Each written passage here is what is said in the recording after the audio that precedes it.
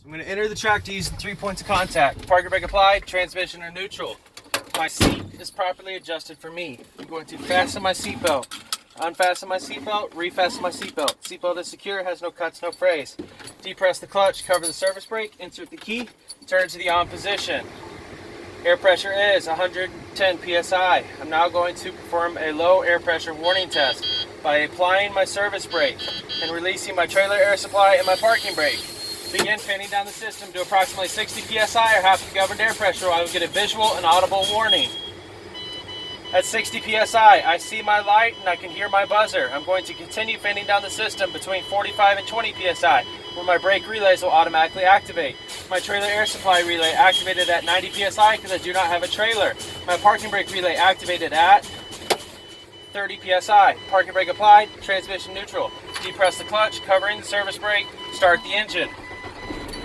Oil pressure will rise within the first 5 seconds. Oil pressure is rising to 40 psi. Air pressure is 40 psi and rising. Starting up top, my map and dome lights are all illuminated. Windshields, side windows, and rear window have no chips, no cracks. My left, right, and fender mirror are all properly adjusted for me. My steering wheel has less than 4 inches of play. 2 to the left, 2 to the right. My horn is audible and reliable. My left turn indicator, right turn indicator, high beam indicator, and four-way indicators are all illuminated. Turn off all unnecessary lights. Headlights, marker lights, clearance lights, ID lights, road lights, work lights, deactivate my four-ways. Water temperature is 170 degrees Fahrenheit. Oil pressure is 60 psi.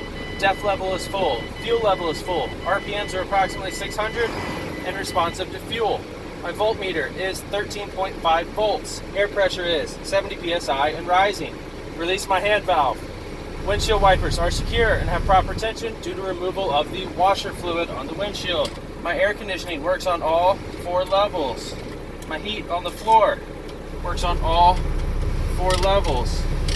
And my defrost on the windshield works on all 4 levels. My floor is free of debris. Clutch, brake, and fuel pedal all have proper tension. Check for all current necessary permits. Tractor registration is current through March 31st, 2020. IFTA permits current through December 31st, 2019. One blank U6350 accident report card. Insurance ID card current through January 1st, 2020.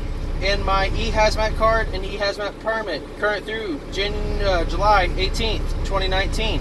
And I also have my IVAS packet, which contains 2 blank logs, 1 blank time card, and instructions for DOT to retrieve my hours of service from the IVAS unit. 1 2016 Hazmat Emergency Response Guidebook.